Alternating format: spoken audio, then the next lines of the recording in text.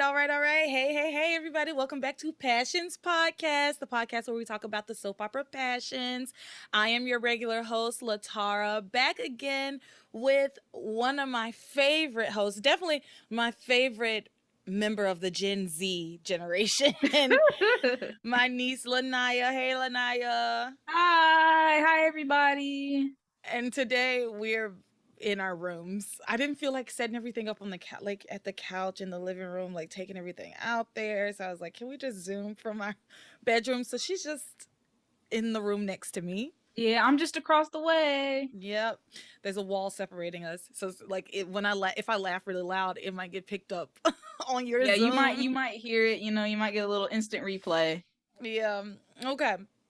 So this week, before we get into the episode, got to talk about some business. First and foremost, always first and foremost, I want to give a big shout out to all of the patrons over on Patreon. Thank you to Munashe, Marcus, Brelyn, Lisa, Sid, Randall, Hannah, Camelia, Samantha, Jeanette, Eric, Fantasia, Sean, S, Larissa, Maria, George Lopez Fitzgerald, Lisa, and Jessica Jean. Thank you all so much for being patrons. And remember, if anybody out there is wanting to become a patron, you can just go over to patreon.com and /passions podcast and sign up for whatever tier is agreeable to you. Also, everything that I'm like talking about today, like I have decided, I've had a link tree for the longest time, and I don't know why I haven't just been putting the link tree in the description instead of like all of these different links and telling people where to go, when I could just be like, you can find everything in this one place. So you can find all of the links at the link tree that is linked in the description. I said link a lot, but y'all get it. Anyway, so that's where you can find the Patreon, where you can find merch. Look, I got my Passions podcast Yeah, look at that merch. today. Yeah, and all the social media and tip jar, everything. All right, so that's the business done. Okay, so let's get into these episodes. This week we watched episodes 506 through 510, correct? Those are the ones you watched? Yes. I mean, we watched them together. So Yeah, we watched them together. We were both there. yeah. So I think where should we start this week? We didn't talk about this before, but I think we should start this week. Let's start with Shawise, and last week was the same, where they had the bulk of the action or the storytelling, and everybody else was just very secondary. So we're gonna go ahead and start with the two of them. Yeah, it was a week where I was proud of Sheridan, and I said this last week. I'm not accepting any Sheridan slander. Like, yeah, she's doing so good for herself in these episodes. Like, I'm really proud of her. Considering her upbringing and the circumstances, I just won't accept the Sheridan slander, even though, I mean, I that doesn't mean that I won't give her a critique or two from time to time, the temps en temps, okay? Oh yeah, definitely. But no Sheridan slander from now on until further notice. Okay, yeah. So let's get into this. We pick up where Alistair has gone to see Sheridan at the cottage because he's ready to get his little claws into her and manipulate her need and want of his love for him, right? And she immediately doesn't believe that he's there to see her. Like, she immediately is like, I can't believe my eyes. I don't believe that you didn't have anything to do with what Julian did. Because that's when he comes in and saying, I came here because as soon as I found out that horrible, heinous thing that Julian did to you. And he just scapegoats Julian entirely and says that Julian's the reason, the person who came up with the imposter plot. He knew nothing about it. He said he came to comfort her once he found out what had happened. He said, "You're my daughter, Sheridan, and I love you so very, so very much." It was too much. It was too much, and it was horrible. Yeah, like, just first of all, the fact that he thought that she was stupid enough to fall for something like that, when it's obvious that he was the one that orchestrated that, because later on she even says that Julian doesn't do anything without your permission. So obviously you were the one that was behind all of this. Well, she is not buying it. Kudos to Sheridan. Immediately, she is not, but which, of course, she shouldn't. That is so plausible that he would come in at this time and she would be like, "No, I don't believe you." So she's not buying it. She doesn't believe that he didn't have anything to do with this plot, and he says that's understandable. This is the angle he starts playing. He's like, "Oh, it's understandable. I have failed you time and time again, and that I was wrong to put business over family, and I'm back to make amends." He is just laying on this false guilt, like he feels guilty for all of the wrong that he's ever done to her, and he's kind of trying to apologize, which you and I both know is bullshit. Yeah, it's but fake. but he really lays it on so thick. And she says to him, "You can't just walk in here and erase a lifetime of hurt. Yes. You She can't just you just can't just come in here and erase a lifetime of hurt." That is so true. And she says, "It's over. I will never forgive you. And don't try to insult my intelligence by saying you knew nothing about the imposter plot, because I know you never wanted me with Luis, and that Julian doesn't do anything without your permission." Mm-hmm. He continues though. He doubles down. He says, "I swear on your mother's grave," which if you, Naya, knew what I knew about their mother and his relationship with Catherine, you would know that was just foul as fuck. Like it has so much narrative weight for him to say something like that. It's just foul. It's just foul. He's And so gross. it's so disgusting that on top of that, like, he tries to spin a narrative where he tries to change it to where it wasn't that I didn't love you or that I was cruel towards you. I did love you. I just never showed it. That's all. Yeah. Like, It's like, well, then how would I know that you love me if you don't show me or tell I just me? left you in Paris because I was grieving about your mother. Like for 10 years? I didn't read any of your letters because I was just too sad. I didn't show up to your funeral because I didn't want to cry in front of other men. That was like really Naya is hitting all of the points. These are all things he said to her basically. Yeah, he doubles down and he says that he was wrong and that Julian wanted to get rid of her, wanted her to. Okay, he says that the reason Julian put this whole plot together with the imposter is because Julian wanted her to break off her engagement and run back to Paris because he knew that Alistair was considering making Sheridan his heir. That's what he says to her. He found out that I was considering making you my heir. And it is at this point that Sheridan starts to kind of soften a little bit, and we were both like, "No, ma'am, no, no. Don't do it. Don't do it." No." It looked like she was taking the bait for a minute there. It really did.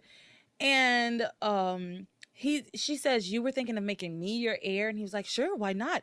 Times have changed. Women can sit in positions of power." Even though we've heard this man be so horrifically misogynistic towards all women, but especially towards his daughter. Like there was a point where he specifically talked about how he couldn't make Sheridan his heir because she was a woman. Just awful things. It's like he is saying all of the opposite things to what he really truly believes. And the fact that he is even capable of that is scary. It really is. Like, he's just so like he's able to just so effortlessly lie through his teeth. Now he does have a little bit of a physical reaction when he starts talking about Louise. Like, yeah. he can't even lie right because you see his fist starting to ball up. Like, he can't help himself. He absolutely does. He says that he wants her to marry Luis if that's what she wants and if that's what will make her happy. And he he tenses up and pulls his fists back. Like it was weird. And she starts to falter again. Like, just hearing him say that he wants her to be happy makes her weak in the knees. Oh, bless her little heart. I feel so bad for Sheridan. And then she says to him, "I want to believe you and I want to believe that you love me, but I can't." And he says, If I've been stern with you, it's because I've been concerned about your happiness. That was the most egregious line, I think. And that That doesn't was, even make any sense. well, because it's not that he's even been stern with her. It's not, it's, he's been absent. He's He's not been even absent been, with her. it hasn't even been that he's been stern with her. He has not acknowledged her fucking existence. He didn't come to her funeral. Like, I don't care what somebody says to me. If they didn't show up to my funeral, we're done. That's it. No amount of words can make you I mean anything mean, to me. in normal circumstances, it wouldn't matter. We'd be dead, right? We done, but let me catch you in heaven or hell. Well, in the event that for some reason I had a funeral but I wasn't actually dead, I don't even know I don't even know what that plot is even about. I Oh forgot. yeah, you don't know what happened, do you? No, I don't know what happened. Oh my god. I So just thought it was Sheridan a passions-ism. Sheridan, what? No, she had a real funeral. They thought she was dead. Sheridan was kind of dead, honestly. These hitmen from Paris came to Harmony, and that's a whole other plot that I'm not going to get too deep into. I'm just going to give you the bullet points here. But these hitmen from Paris came to Harmony to kill Sheridan because she would be able to identify them in court because they were like drug dealers or some bullshit. And they basically murdered her, but she was working with the FBI. She was working with the FBI, and they basically faked her own death.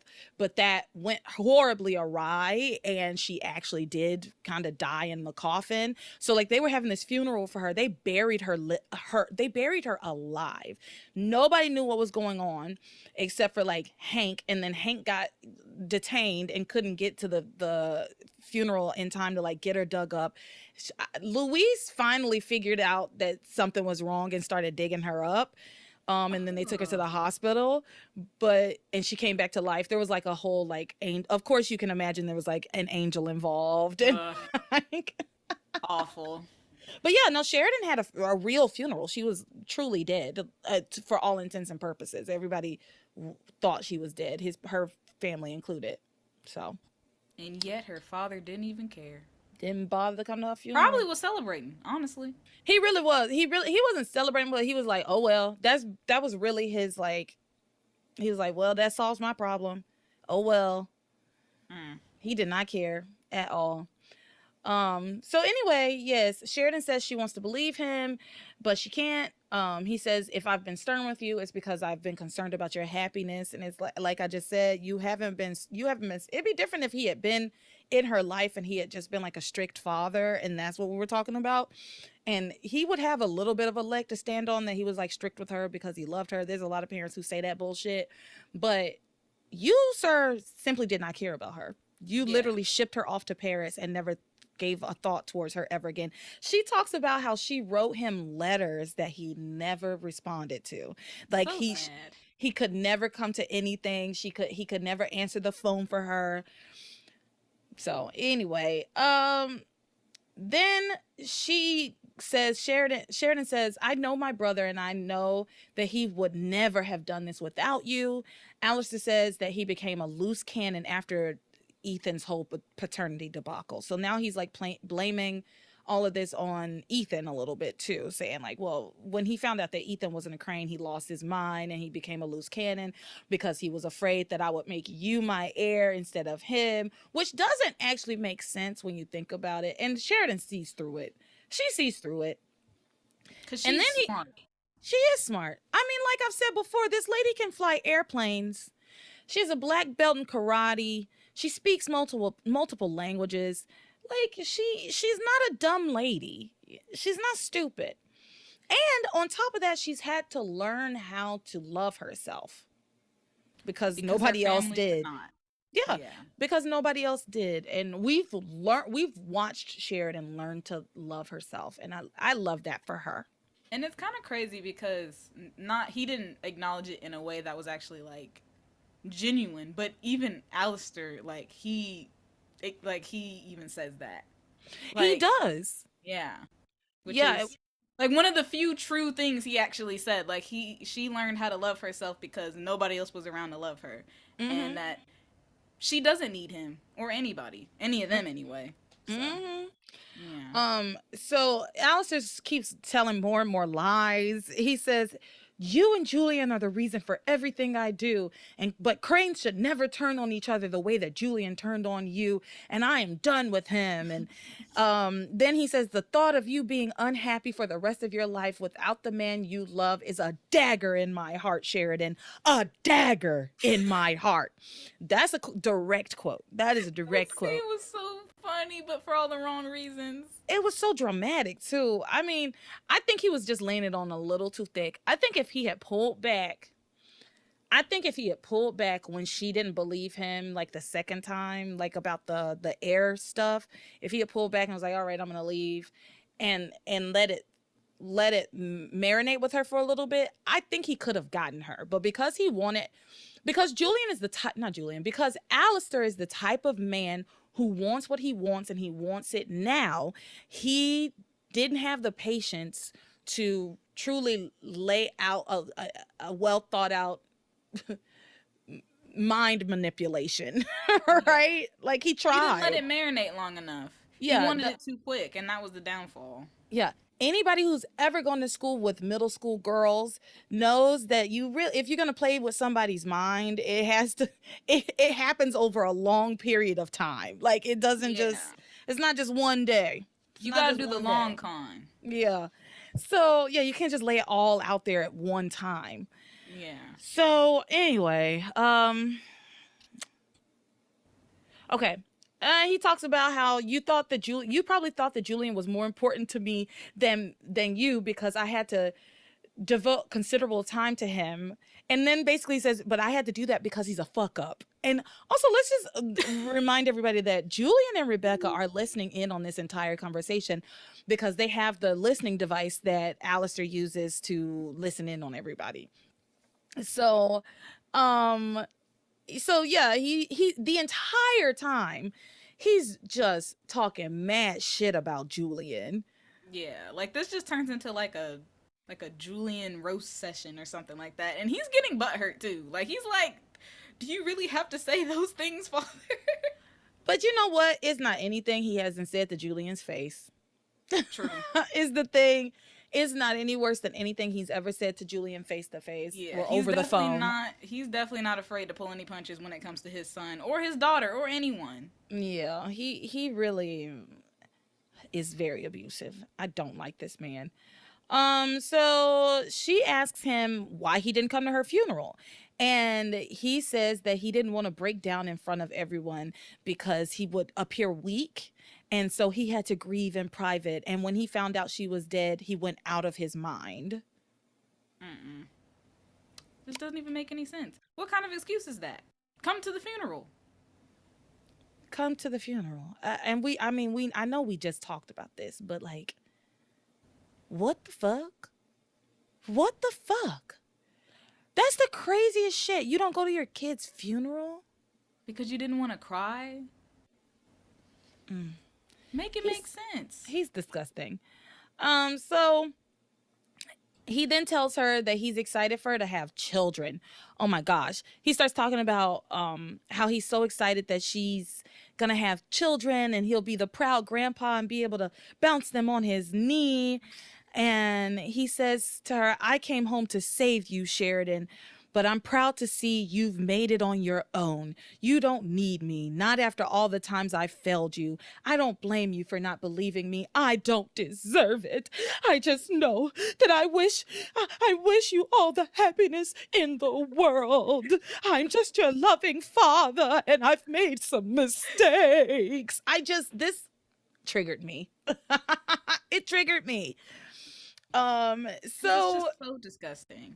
Yeah. So in the midst of all of this happening at the cottage, Luis is at the police station, very happy that Sheridan has seen the light when it came to her brother and her father, because they figured out the imposter plot. The imposter plot. They figured out the imposter plot. And then this is just a quick aside. Hank comes in and asks for a job, and Luis is like, "Yeah, sure." It's like, does he not have to go to the fucking academy? Not in Harmony.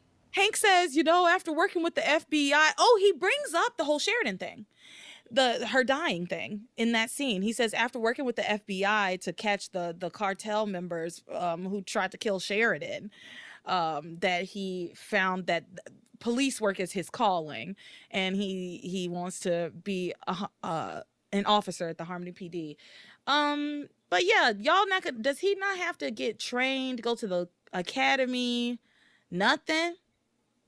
They just let any old person just waltz in there and ask for a job, and the same day they're a cop. It certainly seems that way. So anyway, while they're talking, Luis is telling Hank, bringing him up to speed on everything with the imposter and everything.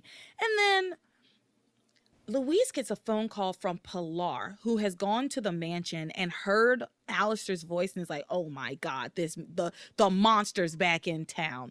And she double checked with another maid, like, is Alistair Crane here? And the maid's like, yes, he arrived last night.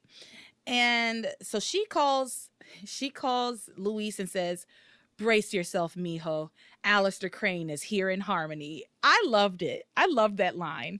Yeah, brace honestly, yourself, mijo. Alistair Crane is back here in Harmony. And so Luis immediately tries to call Sheridan. And he can't get her on the phone because Alistair doesn't let her answer the phone. She hears the phone ringing. She's excited by this point. By this point, she's like excited that Alistair is saying all of these things. She hears the phone ring and she's like, that's probably Luis. I want to tell him that the two of you can like bury the hatchet and tell him all the great things that you've been saying. And Alistair's like, oh no, dear, don't answer the phone. You can call him back later. He can call back later. You can talk to him later. Massive red flag. Massive. Oh my God. He stops her and she doesn't answer the phone. And honestly, I think that's when Sheridan came to her senses a little bit.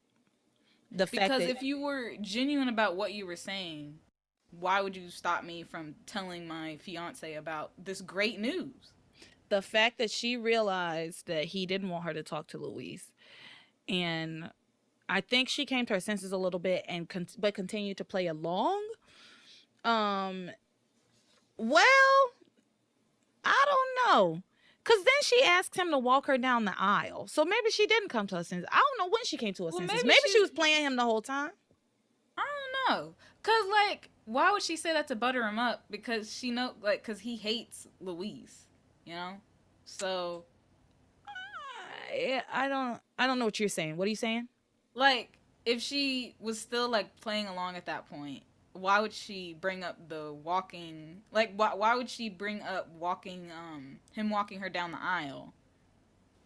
Because she's just playing along to what the bullshit he's saying. Yeah, I guess that's true, because he claims that he doesn't care and he wants her to be happy now. Yeah, and she says that what would make her happiest is if he walked her down the aisle, and if he and Luis could put everything behind them. And Sheridan tells him that they're getting married right away. And because he says, basically he agrees to walk her down the aisle, right? Yeah. And then he says, oh dear, that's going to put a real kink in my plan. She's like, what plan, father? Maybe this is where she figured it out. She says, what plan, father? And he says, well, I wanted it to be a surprise, but I really had my heart set on you and I taking a father-daughter trip to Europe for a few weeks. I'm sorry. I know there's, like, even if people who have the nicest daddies in the world, fathers that you love, I'm sorry. I love my daddy. I have zero, absolutely none desire. Really no desire to spend 3 weeks in Europe with my daddy. I don't. Doing what? I'm sorry. I love that man, but I just, oh my God. I just don't see it for us. So I can imagine. I can imagine being in Europe for 3 weeks with a man who you grew up feeling like he hated you. Yeah. And then on top of that, he mentions Paris, the place that she probably has so much trauma around. Like, I wouldn't want to go back there ever. Yeah. If like if I was staying in this boarding school where I felt so alone, I'm sending out letters to my dad and he's just throwing them in the paper shredder, That's and then yeah. some assassins come and try to kill me, and I get buried alive. They were also from Paris. Like, no, I'm never No. going back. I agree. You make a very good point. Why would she ever want to go back to Paris? And another thing that you don't know is that Princess Diana, you know who Princess Diana is? Like, the real Princess Diana. Yeah, the real Princess Oh, okay, Diana. okay, You yeah, know, yeah, yeah. Princess Diana, in this show, we are meant to believe that Sheridan and Princess Diana were best friends. And Princess Diana died in Paris. That was like a big plot point at the beginning of the show, that Sheridan was scared that she was gonna die like Diana died in like that tunnel. And they Diana did died. like a car crash and everything. It was ridiculous. But yeah, no, I wouldn't want to go back to Paris. You were absolutely right. Yeah, only bad things happen in Paris. Apparently. Thought I didn't need to go to Paris. Yeah. So yeah, he wants to go to Paris with her. She wants to go. She's like, if only you had come in here sooner, but we're getting married right away. Then Luis shows up to the cottage, but he doesn't go in. And you and I had different feelings on this. Yeah. Because he's watching through the window, and at first, and Hank's with him too. He's watching through the window, and at first he's ready to go in and like beat up Alistair and tell him to get the hell out and save Sheridan from Alistair. And that is what you wanted to happen, right? Yes. Because so far throughout the show, it didn't seem like Sheridan was capable of, you know, realizing that her family don't care about her.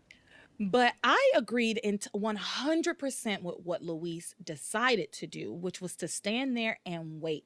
He said, this is something Sheridan has to figure out on her own. And I 100% agree, because I don't care if you tell me, for instance, my family is my family, right? So somebody outside my family can tell me all day long, based on what they're seeing, oh, they don't like you, they don't care about you, they don't like you, they don't care about you. But until I see it for myself, it doesn't matter. That's my family, right? So he says this is something Sheridan's got to figure out on her own. She has to be the one to face the cold hard fact that her father never loved her and never will. And so they stand outside and wait. And I was all for it. I was like, yes, giving my girl autonomy, letting her figure it out for herself. And she did. She got there. She got there. She fooled me. She even tricked me. I really thought for a minute that she was gonna just go to Europe. I thought But she was going to postpone the wedding. I wrote that. yeah. I said Sheridan is faltering and may postpone the wedding. And then but then she says, no, father, I'm not going with you. You've just given me the best gift.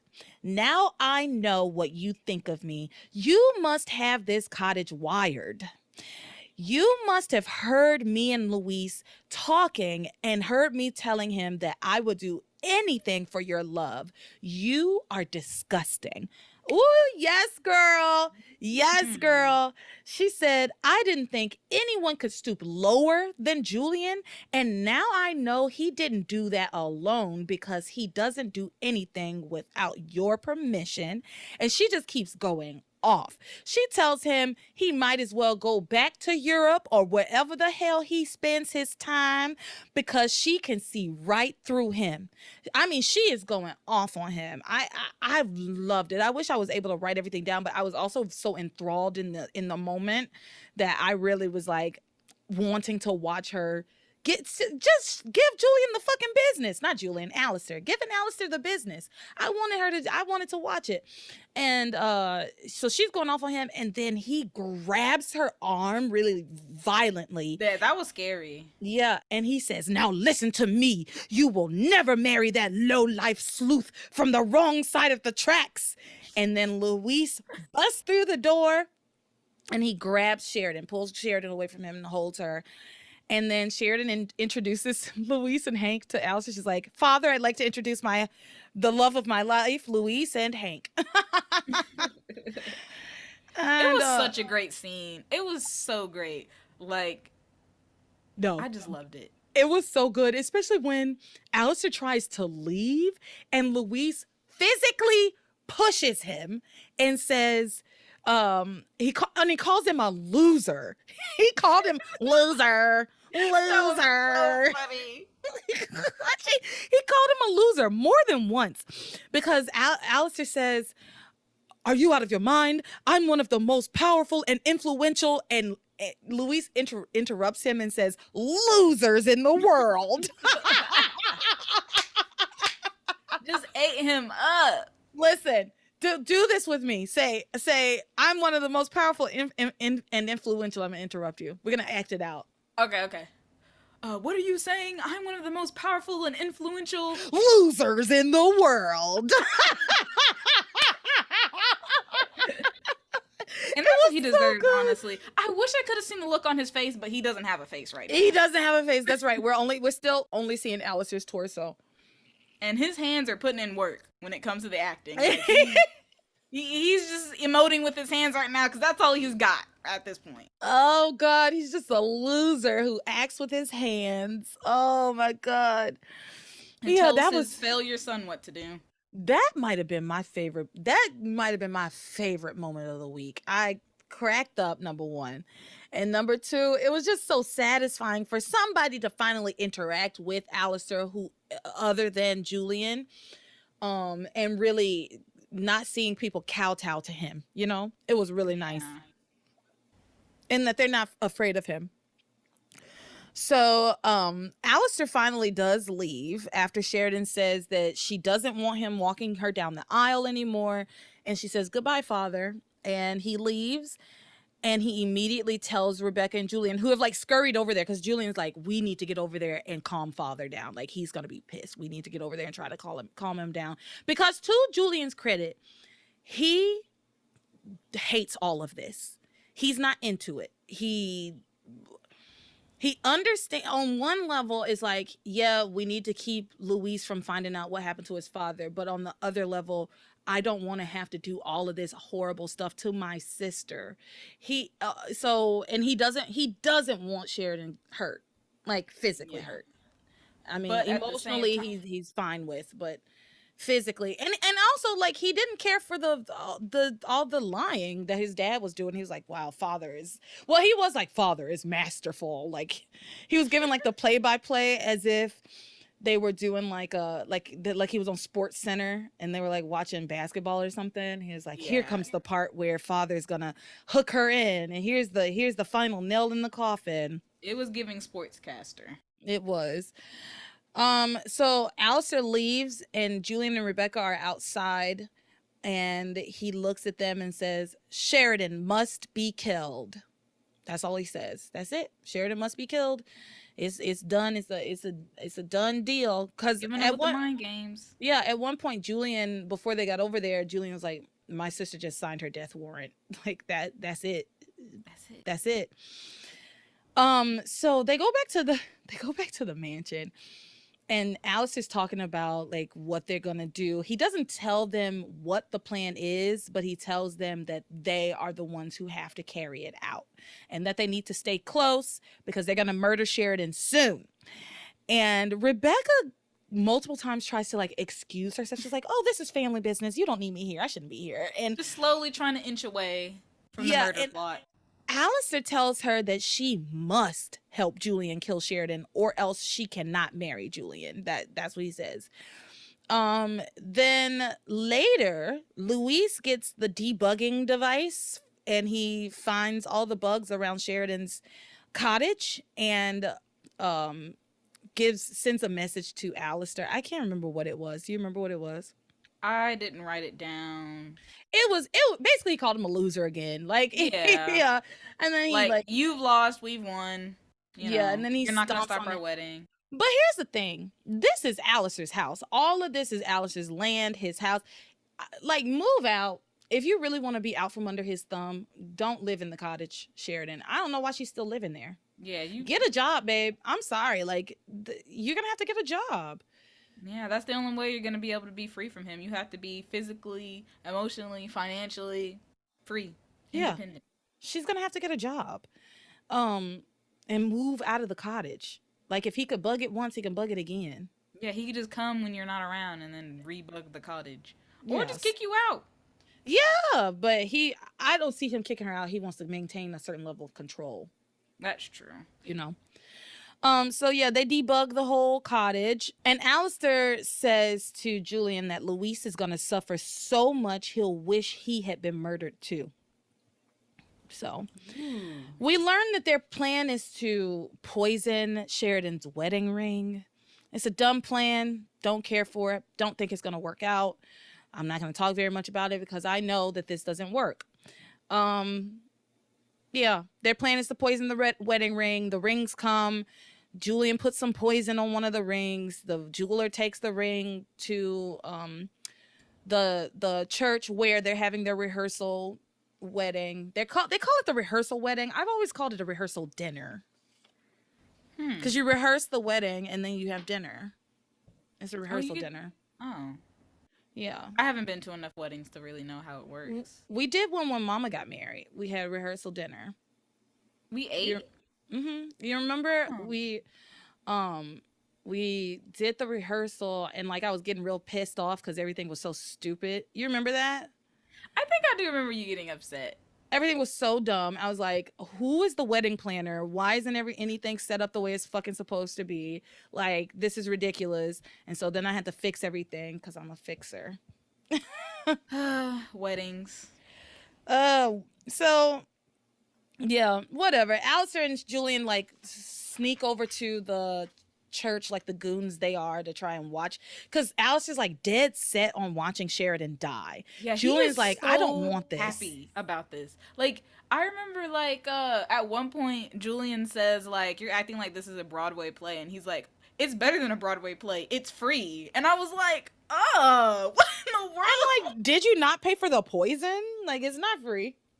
Yeah, it's not free. Also, it's horrible. Also, your daughter is dying, and you don't seem to care at all. He's a sociopath. He's psychotic. Whatever the worst possible type of, like, mental psychosis you can have, he's got it. Do you know what I mean? He's horrible. He's not human. He's not a person. He's a monster. He's a character that they wrote for this show. Who acts like that? I don't know. Hopefully that type of person doesn't exist. Hopefully it don't get that bad, because that, seriously, it's just awful. All right, well, let's move on. We don't have much more to talk about. I don't have much. I got these faded couples, and I got a little bit with magic. I remember writing a bunch for something else. There's like a good little bit for magic. Yeah, I don't have much. I did stop taking notes though. I just gave up at one point. I was just like doing my canoodle. I was just like, I refuse. Because the last two episodes, like the first 3 episodes had like a lot going on. Then the plot kind of started to stagnate a little bit towards the last 2 episodes. What plot? Nobody was making any sense. It felt like none of the sentences that anybody said made any sense. I was like, what are we talking about? But anyway, let's get into these faded couples first. Let's talk about Chad and Whitney. Yeah, exactly. And honestly, Whitney is really working a nerve. Like, I don't have a lot to say here. Like, I have notes, but I'm so annoyed by this whole plot point that I'm having a hard time. I'm gonna have a hard time talking about it. So, Kay asks, we pick up and Simone is still unconscious at the hospital. Right, so let's pick up with that. And it's Kay is visiting her at the hospital, and she said probably my favorite line of the whole show. No, not my favorite line, because my favorite line was that they were losers. Like, the losers line was just hilarious. but Kay says to unconscious Simone, "Oh, Simone, why did you get hit by a car?" I didn't mean to. I didn't do it on purpose. It's not like she ran out in front of the car. Why did you get hit by a car? I mean, she did stumble out there, but like... And she had time to move, but, you know. Yeah, she was in shock. Whatever. We're gonna give Simone this. She gets a pass for this, I guess. Yeah, and then she just recaps our current theory about how Simone got hit by the car, which is that she saw Chad and Whitney kissing, and she was so distraught that she got distracted and got hit by a car. And that all of this is Whitney's fault. And so Somehow.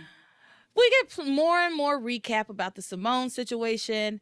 Teresa then tries to convince Whitney that she says this to her. She says she's letting herself get carried away and that ending what she has with Chad will only hurt him and won't help Simone. And I was like, that's my girl.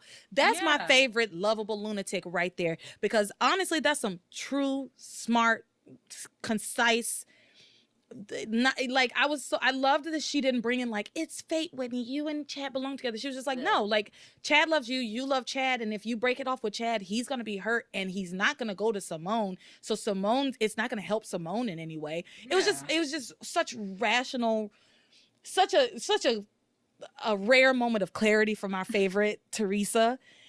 My favorite anyway. I shouldn't speak for other people, but anyway, so I loved that.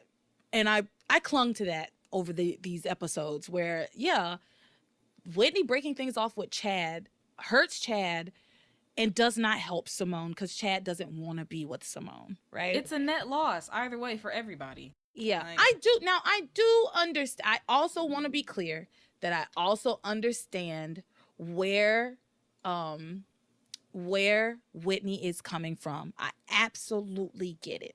Especially 100%. In the moment where Simone first wakes up, I understand that. Now, it does start to get a little... she starts to go a little bit too far as we go further. But when she first wakes up, I understand how she couldn't bring herself to tell the truth. Because honestly, I don't know if I could in that situation. Now, would I let it get that far? No. But if for some reason I got teleported into her body and I had to, like, say that, then yeah, I probably would lie too. Yeah, I respect Whitney's initial response. I respect it. Like you said, as things move along and progress, it gets a little harder to defend. So Simone wakes up and Whitney is sitting right there, and Simone doesn't remember what happened. And TC and Eve are there. You made a comment about where are TC and Eve, and this is like the only appearance they make. This is the only scene where they show up. I don't even know if TC has any lines. I know that Eve says something, but I don't think TC actually even says anything. I don't think so either. And it's funny because once you pointed it out, I was like, yeah, why wouldn't they constantly be by Simone's side? Even if she did just wake up.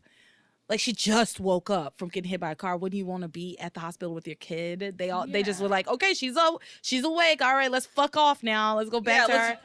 Let's drop out of the plot. Like, back to our other bullshit. So everybody's so excited that Simone wakes up. She's worried that she has amnesia because she doesn't remember what happened to her. Eve says that it's just short-term memory loss and she will get her memory back. And she says, I do remember something once her parents leave. Like, she wakes up and her parents just leave. Like, where are you going that's more important than your daughter who just woke up from a coma? Yeah. What? Like, what is that important? And Eve can't even use the excuse, I gotta go to my job. You work there. Yeah, you work here, ma'am. Your job is right here next to your daughter. Yeah. So, and I think they'll be okay with you taking a couple of days off. Also, TC works at the school. All the kids are at the hospital. So, like, I don't know where he would possibly be going either. He's just gonna be sitting in an empty room. He's going back to hang out in his murder shed. Do you know about his shed? Murder shed? He has a shed behind their house that nobody knows what's in it. He keeps it locked, and he won't talk about what's in it. That's like serial killer type stuff. Yeah. What? Yeah. Is that for Julian or something? Like, yeah. We found out about it. I think we found out about it in like 2004. I think it takes until 2004 until we figure out what's in the shed, and they haven't brought it up in a very long time. Like, they brought it up and then we just never talked about it again. Yet another drop plot line. Well, they pick it back up in 2004. That's the thing. You'll think a plot line has been dropped, and then they bring it up 5 years later. That's so crazy. Well, you know what? It's rewarding the long-term fans. True. The ones that remembered, the most random plots that just seemed to have disappeared but then came back. Very true. Okay, so Simone wakes up. Her parents say, "Hey, girl, glad you awake," and leave. And then, and then she looks at Whitney and says, "You know, I do. The only thing I remember, I keep remembering this dream I had, and it was you and Chad kissing." And then she says, "But there's no way I could have seen you and Chad kissing, right, Whitney?" And of course, Whitney lies to Simone and says, no, no, you didn't see that." And Simone says, "I knew I was the only girl Chad loved." Chad overhears this convo from like the hallway, and he's hurt by Whitney's response. Understandably so, Yeah. but I also understand why Whitney lied to her in that moment. Yeah, I these two do. ideas are kind of coexisting. Like they both make sense She's in a for hard each position. respective person. She's in a really hard position. I I do sympathize. I don't know that I will be able to like break my sister's heart as soon as she wakes up from a coma. Yeah, that's a lot, Like You you didn't know? think she'd ever wake up again, So, You know? Randy was in a coma, remember? oh yeah, he was in a My coma. brother was in a coma, and I can't imagine like him waking up from it and me like telling him, giving him bad news. I Yeah, remember something when he that was woke gonna. up, and I was so glad that he woke up that I remember his breath smelled really bad. Ooh. I guess And that makes sense. Haven't brushed your teeth in a while. but I was just so happy that he like woke up. I could never. I'm just putting myself in a position. No, I don't think I could have. It's impossible. You just If I couldn't do was it. Whitney, that I could put myself in that position. You gotta work yourself up to that later on. Yeah. Um, So, or um, I don't know that I could tell her. I could bring myself to tell her right then at that moment. yeah, Now, what I probably would have told her is I probably wouldn't have been like, of course not. Chad and I would never kiss, because that's basically what she said. I probably been like, you know what? You're tired. Maybe you need to get a little bit of rest. I'm gonna go get you something to drink. Like, I would deflect. yeah. Because I think Whitney's issue is that she lays it on way too thick. She's like, oh, I would never even think about kissing Chad. I've been too busy playing tennis to even think about boys. He's less than nothing to me. Or like, okay, girl, like we get it, but you don't have to go that far. It's gonna He's backfire later. disgusting. Boys are gross. Girls go to college to get more knowledge. Boys go to Jupiter to get more stupider. Stupider. Yeah, Yeah, she like really lays it on so thick. And so after all of this, because Teresa is there for this, Teresa gives Whitney a very stern talking to about love, and she tells her, "Everybody gets one great love, Whitney." And you're throwing yours away. So, we have I gave her props for her rational mind earlier, and now I'm taking a little bit of that back because girl, shut the hell up with this. the fog is Everybody coming gets back in. only one great love. And that's not true, girl. That's Yeah. not true. I mean, you know what? Maybe it's true. I don't know. What do I know about love? What is love? Baby, don't hurt me. Don't hurt me no more. Look at you. You know that one? Yeah. And I Dun, have to dun, know at least dun, one of dun, them. dun, Broken dun, clocks dun, and all. dun, dun, dun, dun, dun, dun, dun, dun. Okay, I want to What is backtrack just a love, little love, bit. love? Okay, yeah. Um, so you remember when Whitney's mom, Eve, was talking? Well, I guess Whitney and Simone's mom, but they were talking, and she was like, yeah, like you and Simone are just so close. And like when I was thinking about that, I was like, they're close? They're friends? They seem more Yeah. like enemies to me. Like Especially in these recent episodes, like they definitely are not as close as you would, but maybe Eve thinks they're really close. I think Simone is extremely jealous of Whitney for good reason, considering the fact that her parents just ignore her. yeah, Like, because like Whitney is like the star child or whatever, and then Simone is just kind of there. Like she's probably like in the family pictures, she's probably like half cut off. Like you can't even tell like she's really there. Like that's yeah, basically what she's like. yeah, In the, they definitely treat her almost like she doesn't exist. Like they do not bring her up regularly. TC and Eve will be having conversations and they only talk about Whitney, about when they talk about like children, and they only bring up how great Whitney is. And you know what? Maybe that's why she clings to Chad the way she does. It 100% is. You weren't around for the earlier episodes, but when Chad came to town, Simone saw Chad first. That's part of the reason she feels like she like called dibs on him, basically, right? And she like fell for him immediately, and she was like, I just want this one thing. Whitney can have everything else. She can be the perfect child, she can be the tennis star, she can be the perfect student, she can do I want this one thing that's just for me, that I don't have to share with Whitney. And so yeah, there's some stuff there, some history there, you know. Whitney is kind of a tragic, I mean, not Whitney, Simone is kind of a tragic character in a way. No, she absolutely is. Yeah. She absolutely is. So Teresa gives Whitney that stern talking to about, don't throw your one great love away. Whitney, you will regret it. But Whitney won't relent. She's like, no, I made a promise to my sister before God, and I'm keeping my promise.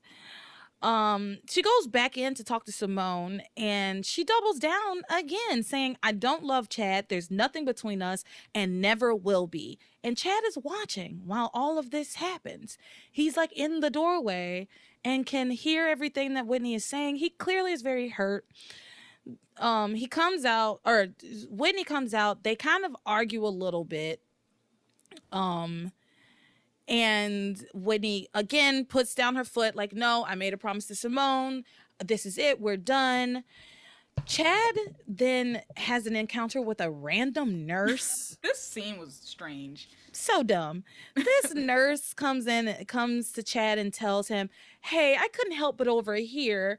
I don't know everything that's going on, but I'm just saying, flowers couldn't hurt. A woman loves flowers. Women love flowers. Like, girl, what are you saying? Like, what kind of Band-Aid solution is? It's not even a Band-Aid solution. It's like, I don't even know. She says, flowers are like chicken soup. Couldn't hurt. Huh?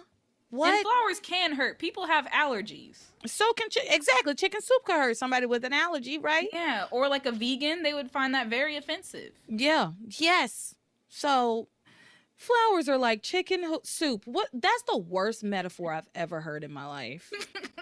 Can't hurt. Okay, flowers can be like anything then. Flowers can be like grass. Crayons. Flowers are like crayons. Couldn't hurt. Actually, flowers are more like crayons because they come in different colors. That's true. So that's at least that at least kind of tracks a little bit more than chicken soup. Flowers are like light bulbs. Couldn't hurt. Flowers are like sweaters. Couldn't hurt. Flowers are like bread. Anything. Couldn't hurt. You couldn't say it. You can say anything. It's ridiculous. So interchangeable. It's, you know what? The metaphor is meaningless, just like that scene. Actually, it's incomplete. The metaphor is incomplete because she didn't explain how flowers are like chicken soup, right? She just said they couldn't hurt. Like, is that the metaphor? I thought that was the metaphor. Because it's incomplete. Because now it makes even less sense. But now I want to complete the metaphor. Now, is there a way to bridge these two things together? Flowers are like chicken soup.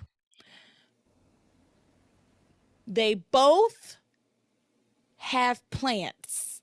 I don't know. Flowers are like chicken. Like you put vegetables in a chicken soup, right? Oh yeah, okay. Do you? I mean, yeah, if you onions at least. Some, I guess. I feel like flowers are like chicken soup. Flowers are like chicken soup. It's something you give to people when they're sick. Huh? Okay. That works. Okay, but Whitney isn't sick. Yeah, but but still, the metaphor works. The metaphor works, but now it doesn't make sense within the context of the scene. Well, it was never going to make sense. This nurse was dumb, and all of the healthcare workers in this show are terrible because there was also a nurse. I can't remember, maybe Marge. I can't remember what this nurse's name was, but basically, when Teresa was like not in a coma at all. She just would not. She just refused to wake up, and This nurse was like, she's lost her will to live. You have to give her something to live for. Talking to Ethan, you have to kiss her. You have to give her a reason to live. You have to tell her you love her. I don't like the sound of that at all. It was, like I said, the healthcare workers in this hospital are terrible. I mean, and Eve is constantly sedating people. She killed Orville, which you don't know about Orville. Well, I don't know that Orville's dead, but she definitely hit him with her car. Oh, well, I mean, might be dead, or at least in a coma. I'll never let anybody forget that. Well, and then he was in the hospital because she set fire to his fucking apartment. And he was in the yes. Did she hate him? Eve does not need to have her license. She set fire to his apartment or whatever. He ended up in the hospital, and every time he tried to wake up, she would sedate him so that he couldn't wake up. Okay, what did he do to her? Like, what? He knew something. He knew like a secret that she was scared for it to come out. And it turned out he didn't even really know that much. He was like senile, so she had done all that. So shit you're for going no to reason. ruin this man's life, continually sedate him, possibly killing him, run him over with your car? Like, what is wrong with you, lady? Justice for Orville. I will never forget what she did to Orville. I will never forget what she did to Orville. Never. So you're telling me both TC and Eve have homicidal tendencies? Mm-hmm. Mm-hmm. They belong together. You're right. Okay. So let's keep going. I done got way off track. So this nurse tells Chad to get some flowers for what's this lady's name? Whitney. So he goes and gets some flowers, comes back. Chad begs Whitney. He begs Whitney to get back together with him and to tell Simone the truth. He says she'll be hurt at first, but she'll come around.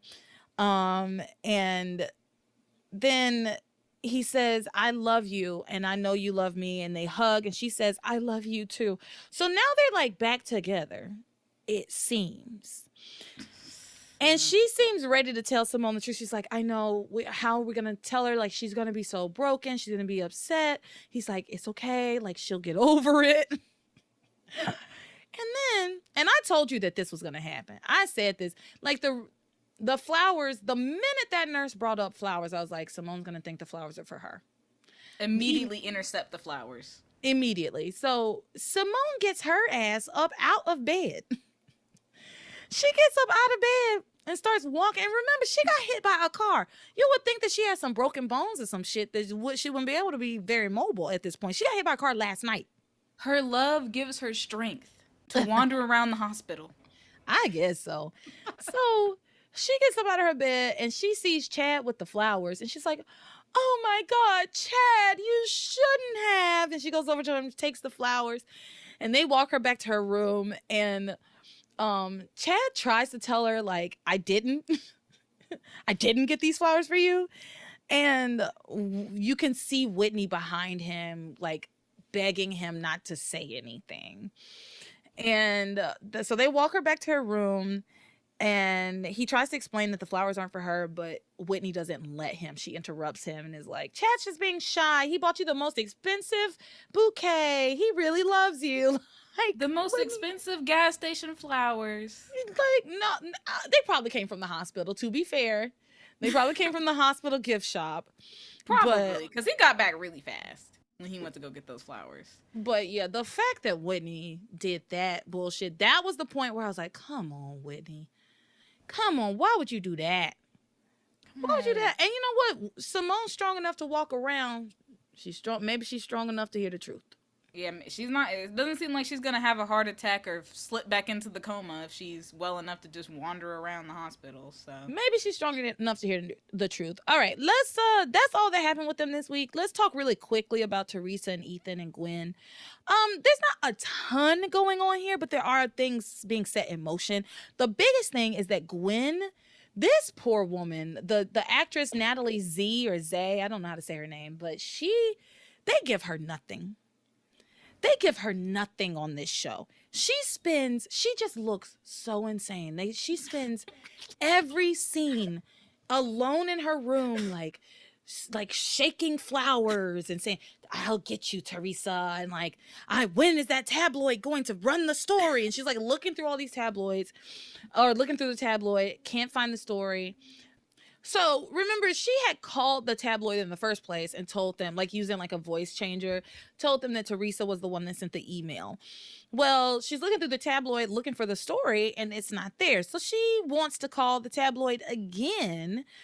Um, and Rebecca comes in. Long story short, Rebecca doesn't want her to call the tabloid. I don't even, at this point, I'm not even completely sure what their fucking plan is because the wedding is tomorrow. It is now. The wedding is tomorrow. So if the story is not running in the tabloid tonight or tomorrow, then y'all's plan is all fucked up, right? Like Yeah, I it's don't not gonna happen understand. in time. Rebecca kept trying to keep her from calling the tabloid again because she was like, "No, let the plan play out." But the plan isn't working because they're Yeah. not running the story. So we need to figure out why they're not running the story and then get them to run the story so that by the time the wedding happens, the story can be, storying. Yeah, it's crunch time. Like you don't want her to marry Ethan. You want it to happen on her wedding day that this whole story comes out. Well, today's the day to figure that out. But for some reason Rebecca doesn't want this girl, Gwen, to call the tabloid again. So Gwen does whatever. Gwen gonna Gwen, right? Gwen gonna do what Gwen gonna do.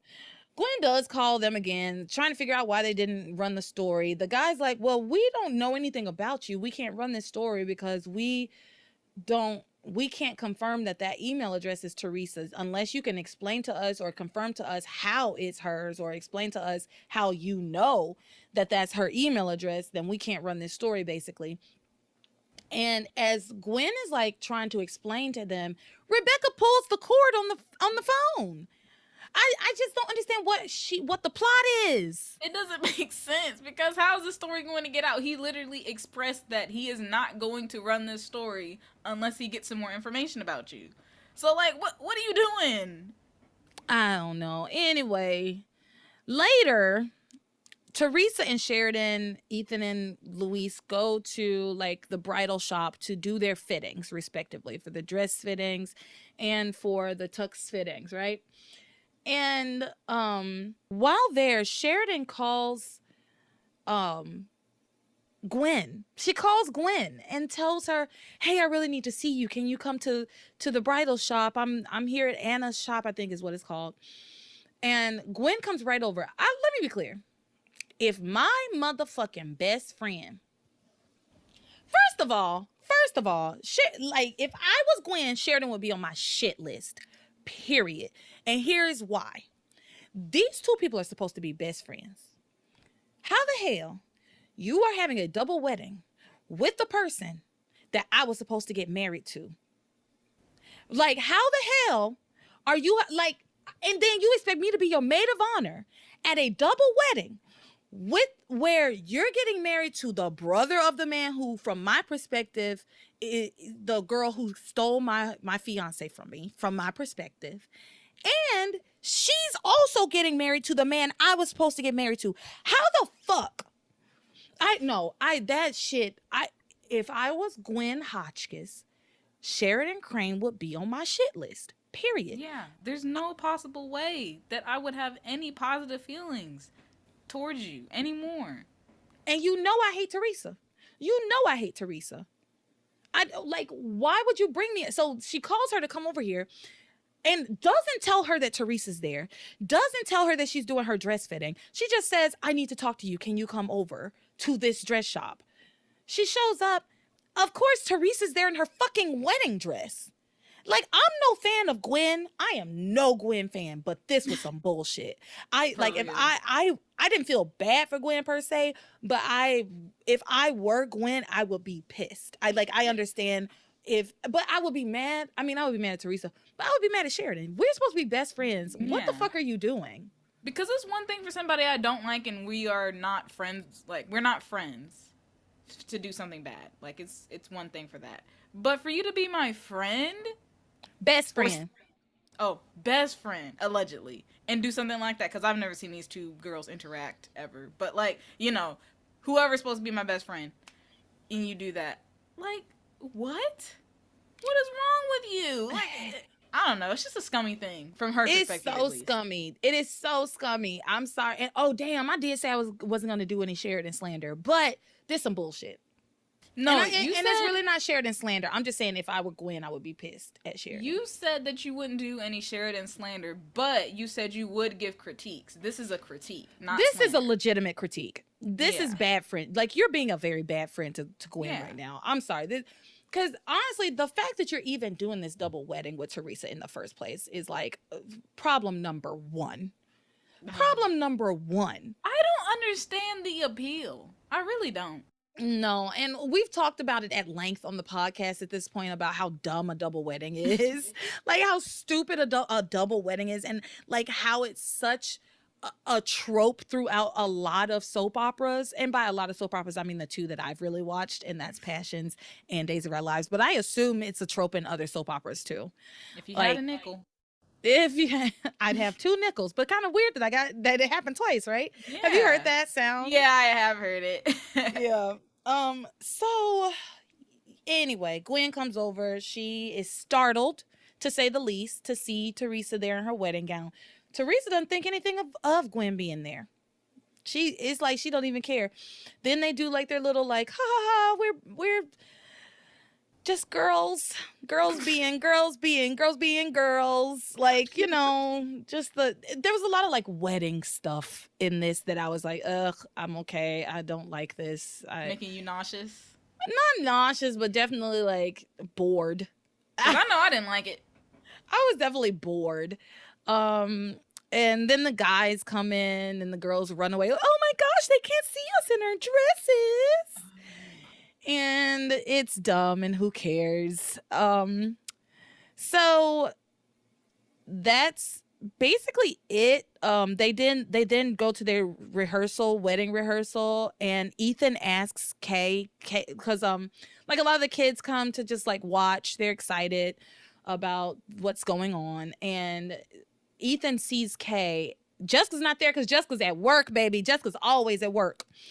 But he says to Kay, I would really appreciate it if you and Jessica would be involved in the ceremony. You are my sisters now, after all, and I want us to get to know each other. And I thought that was one moment from Ethan this week that I was like, that's sweet, and I loved it. Yeah, that was wholesome. He's like starting to embrace his family, the Bennett side of his family. And especially those girls, like, you might feel some type of way about Sam, but those girls, those are your sisters, and they didn't do anything to you. They didn't ask for this. They're as innocent in the situation as you are. Yeah. And and you were also happy that Charity was left out. Oh yeah, he didn't mention Charity at all. Cuz I mean, and to his credit, Charity is not related to him. Like, she's related to Grace. She's Grace's niece. So she not blood, you know. That's not his family. He was like, he just ignored her entirely, and I loved it. And another thing is, Charity had her first line in these 5 episodes. Like, I don't remember what it was. She like barely said anything, and then you were just like, oh, shut up. And I thought that was so funny because that was her first line. She has not been talking. She has been shutting up. And she needs to stay that way. I can't stand her. I can't stand her. But yeah, do you have anything to add with the Ethan, Gwen, Teresa wedding stuff? You remember when Teresa asked Sheridan the question? Was like, oh my God. I blocked it out. I was not expecting that to come out of her mouth. Okay. So, do you want to tell it or shall I? I think you probably have more accurate notes on it, so I'll let you tell it. I don't think I have any notes on it, girl. Okay, well, I have one note. I have one note, and the note says, Teresa and Sheridan go for their dress fitting, and Teresa asks Sheridan about going on birth control. And then Sheridan tells her to talk to Father Lonigan and a doctor. But that's not the whole gist of the whole thing. She was like, Teresa was like, I need your advice. Ethan and I both want to start a family, but we don't have the money, and I don't want to go against the church's teachings on birth control. And then she says, I just want to be a good Catholic, but I also want to be responsible. And I was just like, this is just so much. I will say it went in a different direction than I thought it was going to go. I was like, because I was like, wait, what are we doing here? Yeah, at first I thought she was just going to like, well, let's just have a baby anyway. Like, that's where I kind of thought it was going. Yeah, I wasn't sure where it was going. I think I thought that it was about to be like this rant against birth control. Yeah, kind of like something like that. Like, oh, birth control is just so evil and bad. Like, I thought it was gonna be something like that. But Sheridan gives her decent advice. She says, I think you should talk to Father Lonigan about it. Okay. And if you're thinking about going on birth control, a doctor. Talk to a doctor. Yeah, talk And to a then, professional.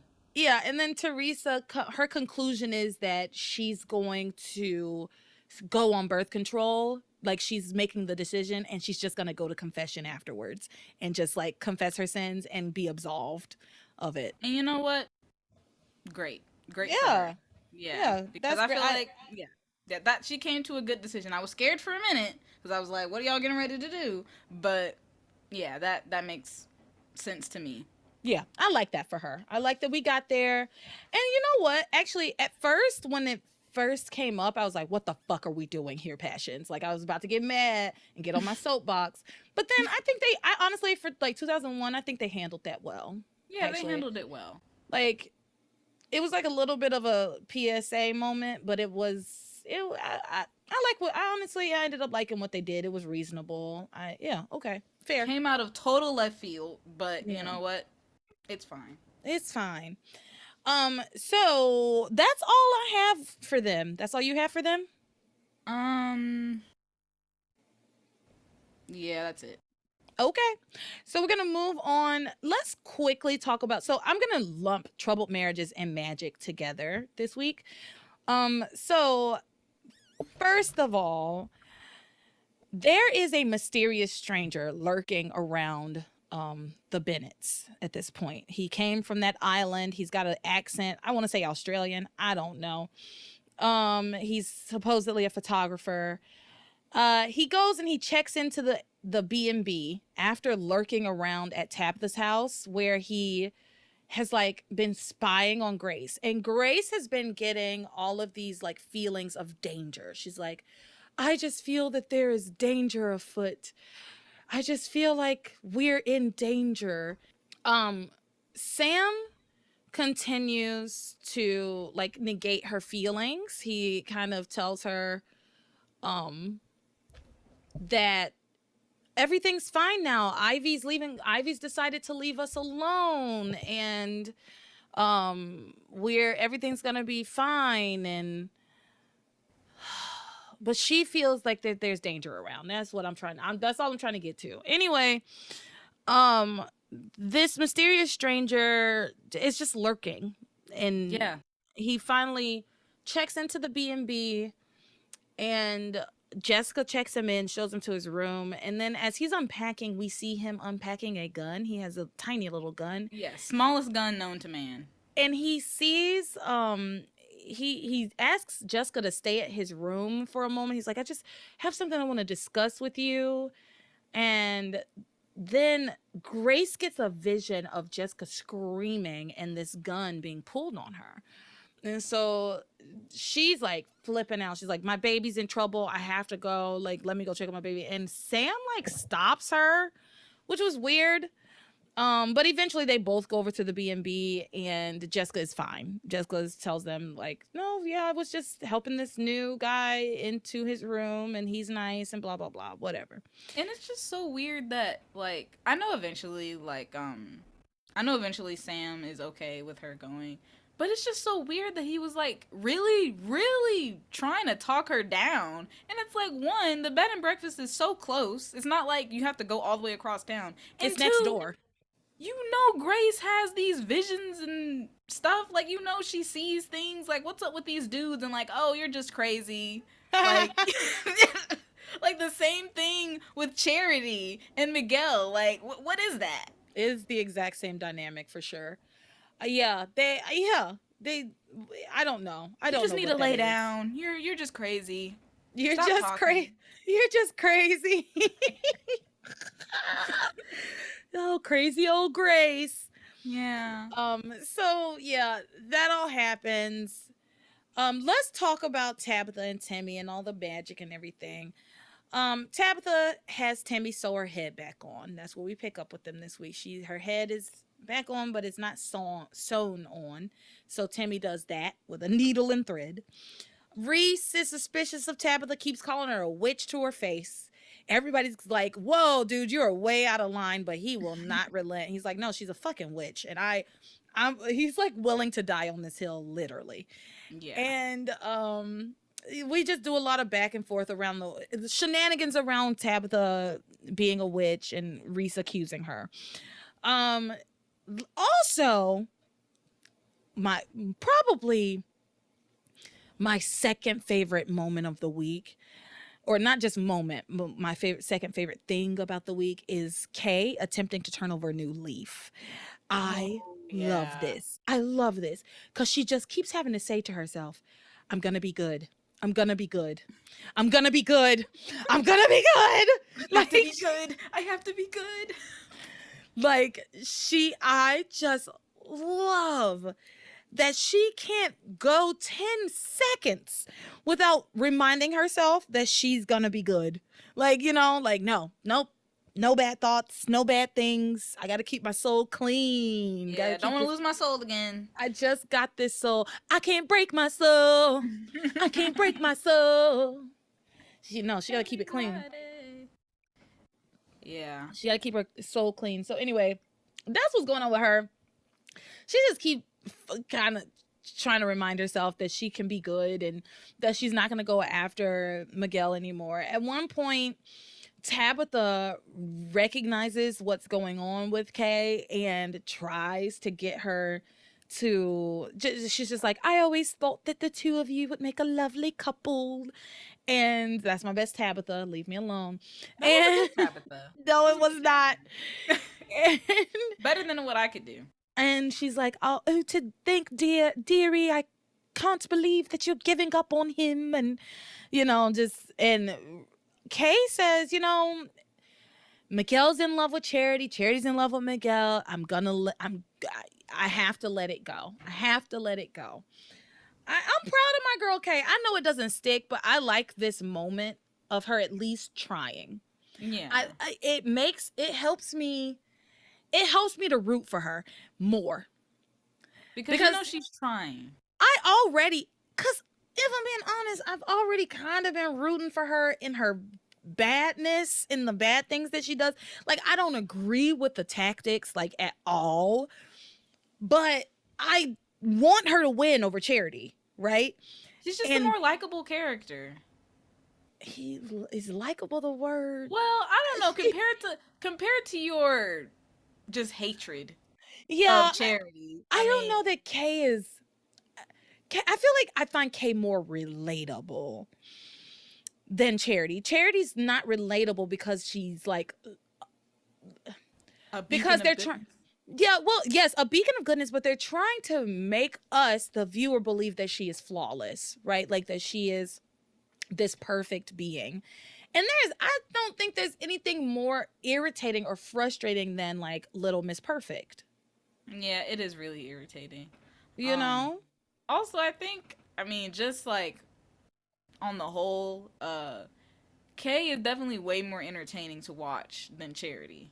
Mm-hmm. Maybe that's what it is. Maybe she's not more likable. Maybe she's more relatable and more entertaining. That's 100% what it is. Which is definitely a reason to root for her. Yeah. So her at least trying to be good makes it easier to root for her, right? Knowing that she's trying, she's trying really hard. Yeah, she's really trying. And it's actually painful for her. Like, it physically hurts for her to not chase after Miguel and scheme and plot and, Yeah. So I'm okay. She's trying to turn over a new leaf, but we all know this ain't gonna stick. So the whole tree is rotten. The kids then start talking about like their school trip, which I don't understand what time of year it is. Like, is this an end of year school trip? Is this a beginning of the year school trip? What kind of trip? I don't understand, but because they haven't been to school, I haven't seen these kids at school since episode 197 or something like that. Like, these kids have not been to school. So where are we in the school year? Is this a senior trip? Is this I don't know. Anyway, they start talking about where they want to go for their school trip. It's like these kids are constantly at like trips and parties, but never in a classroom. Never at school. Um, and Where is the truancy officer? there, listen, like we just talked about, they let anybody on this force at the Harmony PD, no training whatsoever. No, they don't have a truancy officer. And They that don't even probably know what goes that for their word healthcare means. system too.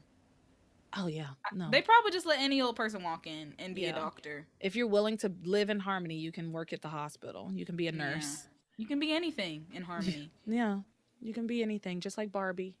Hi, Barbie. Hi, Barbie. So where was I? Something about these kids in this trip. Oh, Yeah. so they're at Tabitha's house looking at these giant maps. They all had these enormous maps trying to decide where they wanted to go on this trip, which was just odd to me. I don't know why it was so weird to me that they're looking at maps to figure out where they want to go. It's like, what is it that you're looking for on the map? No, Like, it's do you weird not know? Yeah, do you not know like general places around the area? Like, y'all, they Yeah. live in a suburb of Boston, so I imagine they know of some places around off the coast, but I guess they didn't. Yeah, and it's so weird to look at a map because a map is not really meant for finding like travel locations, not in that kind of way. It's like more how do you get there, but it's not like, oh, let's like see what's cool around here, let's look at this map that doesn't have any sort of like vacation spot map marked on it or anything. And on top of that, as often as Reese brings up his stupid ass little Palm Pilot computer, and he's always looking up shit on his little computer. Y'all couldn't ask Reese, hey Reese, look up some travel destinations in the around the area for us, instead of looking at maps and atlases. Yeah, like this was obviously just like a really messy plot device to get us to the next thing we're getting ready to talk about. But they could have done it a little better, I feel like. But It was a mess, but finally Charity lands on an island nearby called Warlock Island. No, thank you. Warlock Island? No, thank you. And immediately Sam is like, oh, do y'all really want to go there? There's been a lot of rumors about this island. But then he's like, but the rumors did die down years ago, so I'm sure it's fine for y'all to go. But don't you think the rumors died down years ago because people stopped going to the island? yeah, maybe. Also, People stopped going to the island. I'm not trying to go anywhere that has like a bunch of rumors about it. Like enough like- for you to bring it up. Like Yeah, and like this spooky story that goes along with it.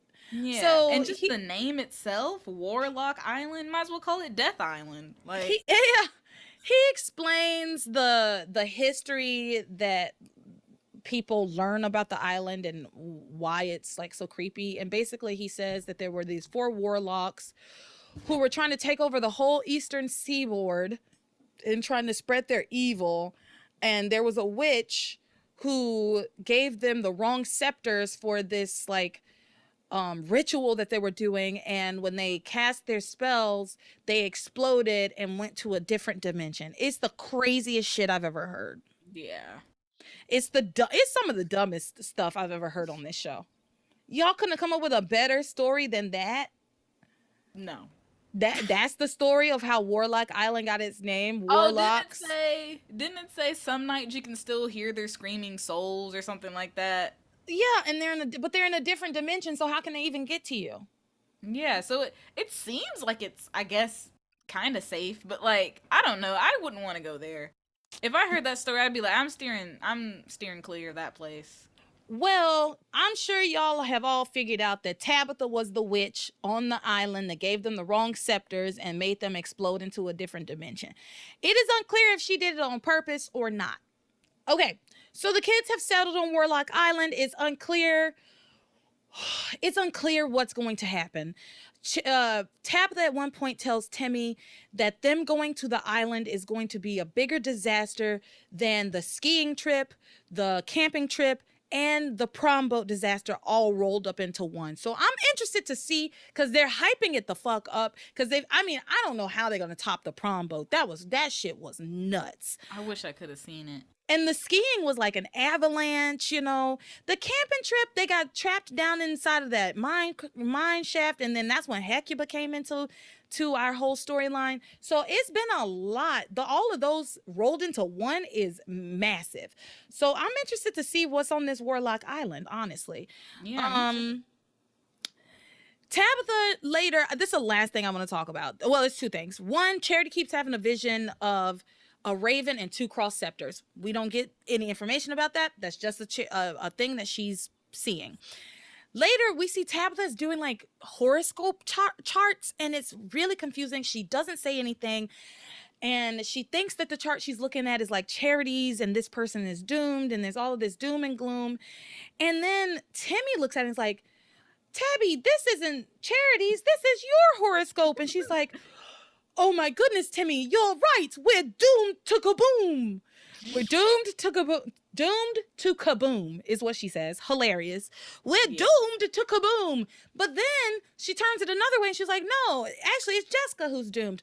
Oh, wait, no, it's Teresa. Oh, wait, everybody's doomed, including us. Like, thanks for telling us absolutely nothing. Everyone's doomed all the time. It's passions. Yeah, exactly.